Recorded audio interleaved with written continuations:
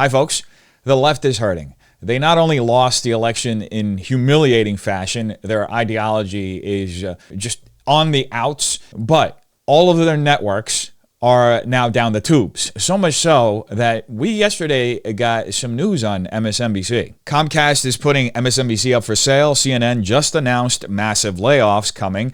Maybe the new owners will figure out that lying nonstop to your audience is a lousy business model. Or maybe they didn't care all along. Maybe for them, the game was about influence, and now that the influence isn't there, they're going to just look for other ways to influence people. Maybe they're divesting from the cable news shows so they can start investing in podcasts. I mean, we've been following along here, folks. They've been talking about finding the Joe Rogan of the left for the last 2-3 weeks. They've been coping and seething and just mad that podcasts help decide this election. And what the left doesn't understand is that you can't shoehorn influence. We're living in a generation of media where people are influenced by authenticity, and all the leftist networks have anything but. They're basically a very accurate representation of Kamala Harris's campaign. Super contrived, very planned out, no original thought, and actually nothing outside of a puppet spouting out talking points that represent a greater Marxist agenda. Anyway, things got kind of funny when Don Jr. joined in and retweeted that saying, "Hey, Elon Musk, I have the funniest idea ever." Can you guess what that funny idea is? The man who has over $180 billion, I guess.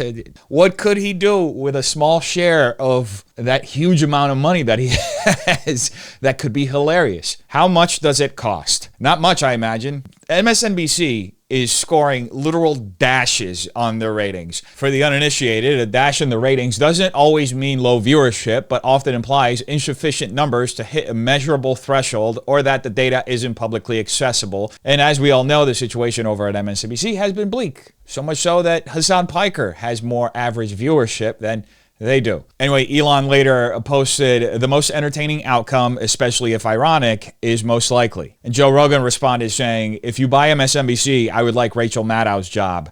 I will wear the same outfit and glasses, and I will tell the same lies." And Elon responded saying, "Deal." Wouldn't it be hilarious if Elon did actually buy MSNBC and just turned it into a satirical version of MSNBC? And we all know it's just for shits and giggles. I mean, I don't know how much money that would end up making for Elon. You don't turn into the richest man in the world by burning money. Anyway, this whole situation was kind of disjointed. It played all over Twitter. So here's a play-by-play of what panned out. This comes from Colin Rugg, who said, Comcast announced this week that they are considering spinning off MSNBC, a far-left anti-Trump network. Liberal show host Rachel Maddow takes a $5 million pay cut.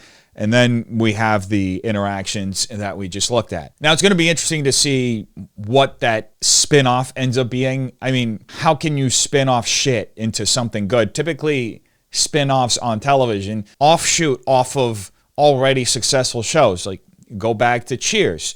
The spin-off of that was Frasier. You go back to Friends. The spin-off of that was The Joey Show, or whatever it was called. That's typically how you do spinoffs. You get something that's successful, and then you create another brand around it so that you can maintain the same viewership and hopefully create another successful product. It doesn't always translate into something successful, like with a Friends spinoff. In the case of Frasier, was a very successful show.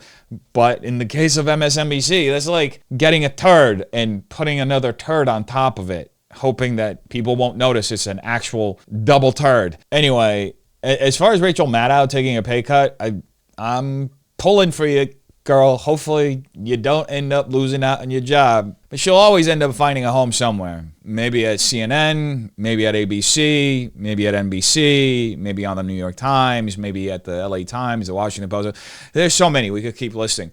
The mainstream media has ample locations that they can seat Rachel Maddow in. While the system has taken a huge hit to the knee, it's still pretty operable.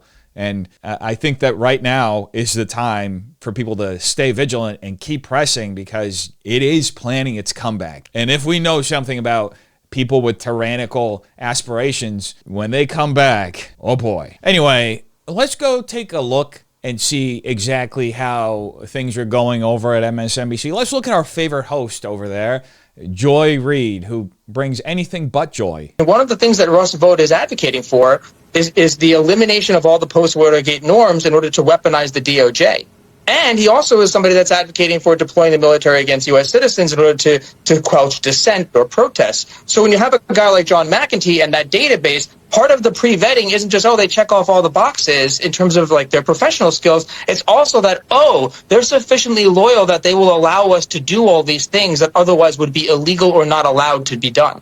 And the thing is, you can't say that enough. And I want you to say more about that, because you're talking about deploying the U.S. military. Remember, Mark Esper, who was Donald Trump's Secretary of Defense for a while, told him, no, you cannot shoot American citizens. You can't have the military shoot American citizens. He's going to replace people in the Department of Defense with people who will say you can, and that you can deploy the military against protesters, that you can arrest journalists for reporting things that Donald Trump doesn't like, that sort of thing, right? That is exactly right. I'm sorry, what? Did Joy Reid just say that Donald Trump is going to have American citizens shot for protesting? No wonder this network is going down the tubes. I mean, it's been flushing around for a while, but now it's straight up down there with the cockroaches. I mean, how can you just make such an inflammatory, baseless claim, and the left has the audacity to say that the right are all the conspiracy theorists? This level of fear-mongering is the kind of thing that ends up causing people to do what they tried to do to Trump twice in this past election. It doesn't help discourse. It just further divides people, and it makes them think that he is genuinely somebody who is a threat to our democracy. And by the way, it should be mentioned that nothing of the sort happened during Trump's first term. So much so that there were riots all over the country. Entire towns were torn apart, and none of that happened.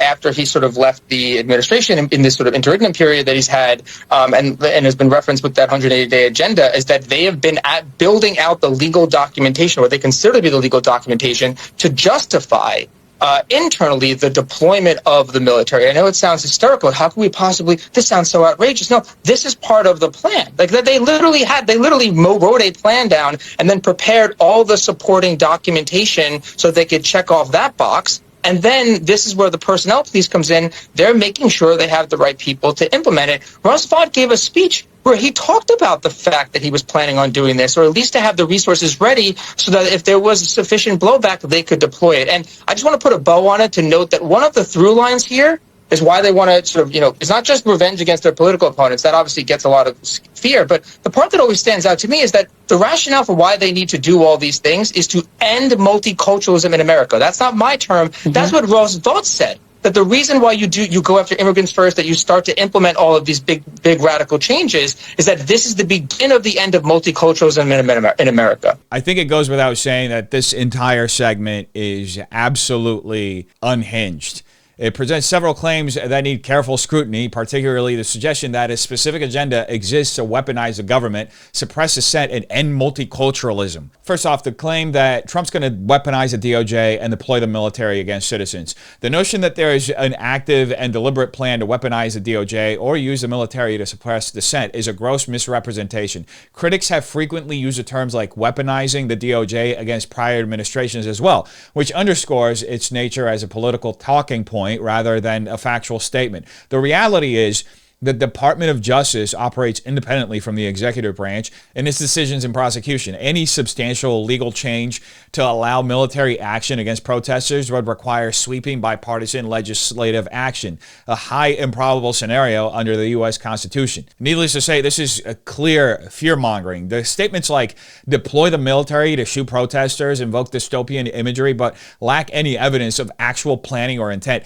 It's a rhetorical tactic designed to incite fear rather than foster informed debate. The next absolutely false claim that Angelo makes is about personnel loyalty and vetting, suggesting that administrations vet appointees for loyalty is not unique to one party or figure. Every administration, regardless of party, chooses individuals who align with their agenda. This practice, while potentially controversial, is standard in politics. The implication that loyalty vetting equals enabling illegal actions mischaracterizes normal administrative practices as sinister. Such arguments omit context and rely on speculation about hypothetical scenarios and not demonstrable facts. The third claim about ending multiculturalism in America is perhaps the most egregious claim out of all of them, and it attributes that claim to a statement by Russ Vought. However, the interpretation of such statements is often distorted. Without direct evidence or context, this becomes an incendiary accusation rather than a substantiated claim. It's clear fear-mongering, linking legitimate concerns about immigration policy or cultural integration to an alleged anti-multicultural agenda. It's reductive. It's disingenuous. It frames policy disagreements as existential threats to democracy and diversity. At the end of the day, Angelo is saying the quiet part out loud. The language throughout this discussion of how could we possibly sounds hysterical, this is part of the plan, betrays its own objective, to create a sense of impending doom. These phrases acknowledge how far-fetched the claims sound, but instead of providing evidence, they double down on speculation. This rhetorical strategy shifts focus from fact-based critique to emotionally charged narratives designed to alarm. And as we all know, when it comes to political speech, especially from the left, that is one of their common tactics, the fear-mongering, and just never stops. Now, even further, he mentions Mark Esper's testimony, and that anecdote about Esper refusing to act against protesters is treated as evidence on broader plans. However, Esper's stance illustrates institutional safeguards in place to prevent such misuse of power. Rather than highlighting systemic failures, it underscores the resilience of checks and balances. Furthermore, referring to the existence of legal documentation without specifying its content leaves room for misinterpretation. Legal reviews and hypothetical planning are routine for administrations preparing for national emergencies and do not inherently indicate intent to suppress dissent unlawfully. Overall, this segment conflates speculation with reality and relies heavily on hyperbolic interpretations to present its narrative. The repeated invocation of hypothetical scenarios without concrete evidence, coupled with emotionally charged language like end multiculturalism, highlights the fear-mongering intent. I think as we're all listening to this, folks, it's important for us to keep in mind that we should seek clear distinctions between actual policy proposals, theoretical considerations, and unfounded accusations, which seems to be what MSNBC has turned into, a 24-hour-a-day, non-stop fear-mongering machine, and it's honestly all they got left. Anyway, folks, you tell me what you think in the comments down below. Hope you have a terrific day. Peace.